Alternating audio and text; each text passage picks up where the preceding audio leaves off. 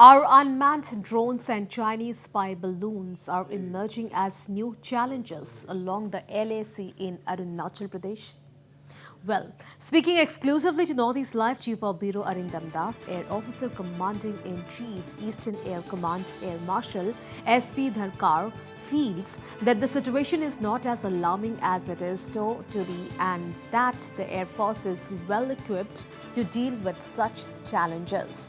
In what was his first interview as the Air Officer Commanding in Chief, Eastern Air Command, Air Marshal Dharkar also revealed that there have been occasions when Chinese jets flew close to the LAC, but there has been no violation of the Indian airspace. We are at the headquarters of Eastern Air Command in Shillong, and we have with us the Air Officer Commanding-in-Chief of the Eastern Air Command, Air Marshal SP Dharkar. You are commanding the biggest command of Air Force. How does it feel and what are the challenges? Well, partly true. This does not actually happen to be our biggest command, but it's a most interesting one because we are the only command which shares borders with 5 nations. So when you start with Nepal, China, Bhutan, Myanmar, and Bangladesh, this whole geography of this particular location and our layout becomes a little challenging.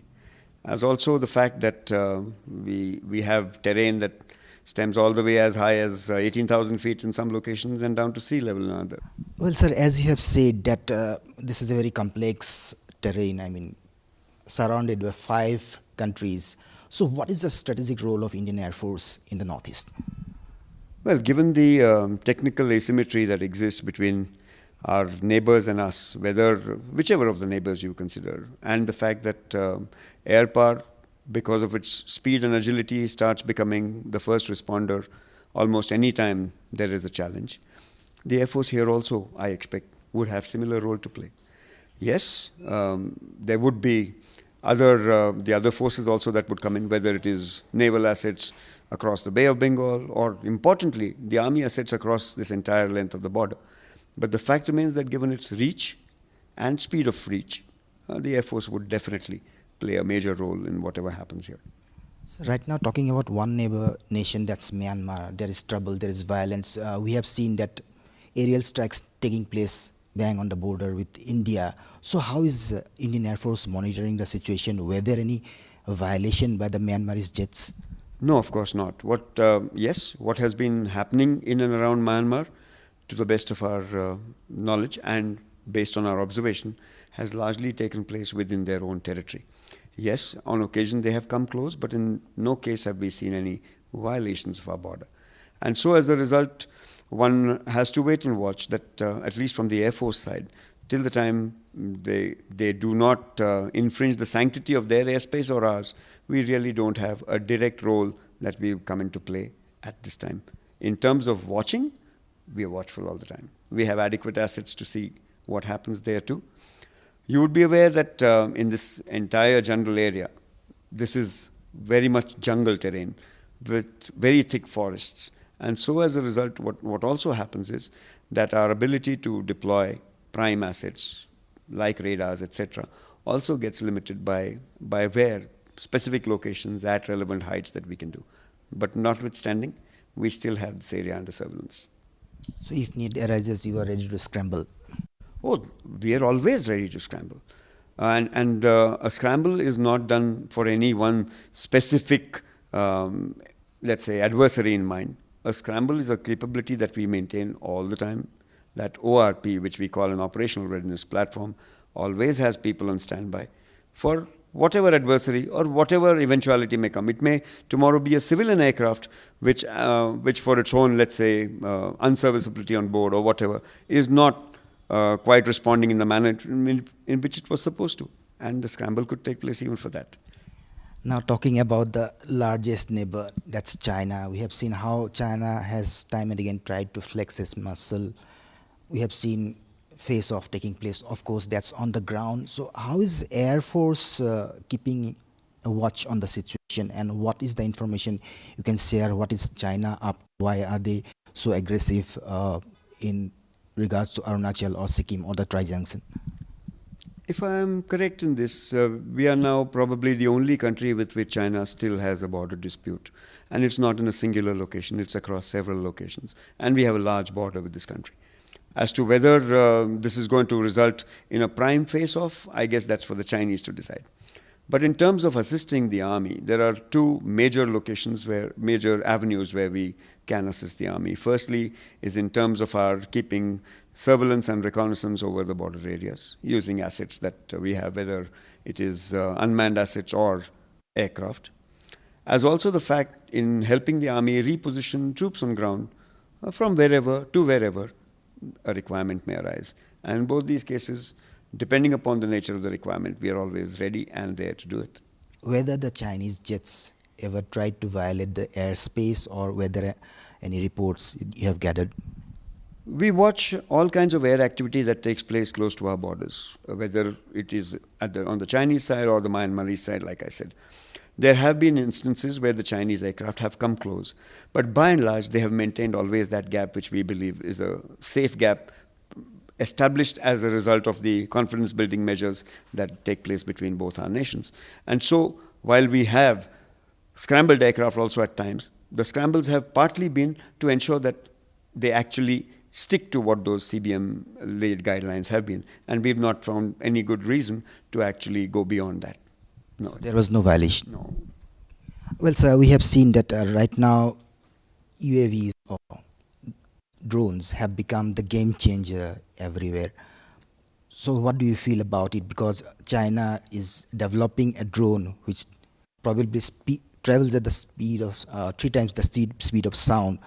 So how is Indian Air Force taking up this challenge, and what capabilities you feel that the Indian Air Force needs right now to deal with it? Drone technology has been the subject of much attention all over the world in the recent past. Their capabilities, as also the amount of technological innovations that are taking place in drone technology, has actually transformed this whole landscape. As a nation itself, I'm certain that at various levels in government, as also in industry, as well as within the armed forces, we are well seized of this situation. Is there an answer to every bit of technology that is coming up? Of course not. But at the same time, is it that this technology changes the nature and advent of warfare? Of course not simultaneously. Because finally, at the end of it, that drone is also an aerial platform. And so what can be done against a manned platform can also be done against this kind of a platform. It is actually the much smaller drones with difficulty that they pose in detection that actually become slightly more of a challenge. The largest drones are almost as observable as other manned aircraft are. And they're not as significantly different from manned aircraft in that regard. As regards being able to fly sometimes much more than the speed of sound, so do manned aircraft.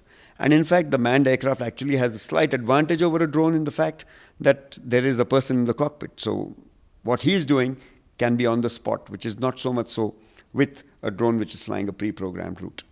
So when you have spoken about smaller drones, which may be a bigger challenge, are you speaking about the kamikaze drones? Kamikaze drones is a nice concept that keeps getting pointed out from time to time, and lately with the advent of artificial intelligence and faster and faster computing capabilities that exist, I expect that this is only going to proliferate more, and it's only going to get more and more challenging and worse in due course of time. But it is not as though there are no methods to not only counter them, but also to develop similar capabilities ourselves. And I'm certain that the powers that be are adequately seized of that, and work would be on in that direction too. So one new challenge that has emerged is high altitude balloons. Recently, US Air Force has shot down such a spy balloon over the Atlantic, and US Air Force has passed on the information regarding that spy balloon to Indian Air Force also. What do you have to say on it? Balloons have been in operation from the very beginning of aviation. In fact, from almost in the early 19th century, balloons have been in Europe and elsewhere. High altitude balloons are a relatively new object that we are seeing in the recent past. balloons have been used for a variety of roles, including for actual scientific research in terms of atmospheric effects and their determination, etc. Balloons provide two opportunities and one major challenge. The opportunities they provide are that you can, with modern technology, put up interesting payloads on those balloons and let them fly where they do, as also give them some limited amount of propulsion so that they are not only at the mercy of winds aloft and fly with the wind, which is that limitation that I talked about. Now, when you talk about the security issues that it brings about, it would depend on what is the payload on that balloon. As you saw, even in the case of the balloons that the United States shot down, it waited till the balloons crossed their own landmass and was over the sea, over the Atlantic Ocean actually, before they shot them down, just to be adequately safe from what that balloon could have contained. The exact nature of the contents of its payload have actually not been made public. But one expects, and it is a possibility, that there were listening devices placed on board. Now, balloons in our part of the country have not been so prolifically seen in the same manner as have been mentioned. But as regards what we will do when we see one, I guess we'll have to wait and watch. So what are the challenges in dealing with such slow-moving high-altitude balloons, which I don't think it doesn't blip on the radar also? Yes, but depending, if it has a reasonably sized payload, I'm sure it will give us a radar signature. And the challenges are, no, there are other slow-moving objects also that our aircraft and their pilots are trained to handle. And I'm certain the balloon also would be of a similar nature. And in fact, its low speed also provides more opportunity to be able to target it if such a decision is taken. Agnivayus, how is the response you are getting from the youths of the Northeast towards Air Force? Towards the Air Force. Now, just yesterday I had opportunity to meet with some Agniveers that have joined in the Army and are under training here in Shillong. And I'm certain that those of them who have joined the Indian Air Force would be just as keen and willing. And in fact, given the amount of response that we had when this particular method of induction was thrown open, I'm certain that we've picked up the best. And I'm certain that they're going to be coming into the Air Force with full gusto. And in fact, I look forward to working with them just as much as we look forward to working with our previous inductees. Thank you very much, sir. That was AOC-In-C of Eastern Air Command, Air Marshal S.P. Dharkar speaking exclusively to Northeast Live. Reporting from Shillong with camera person Francis, this is Arindam Das for Northeast Live.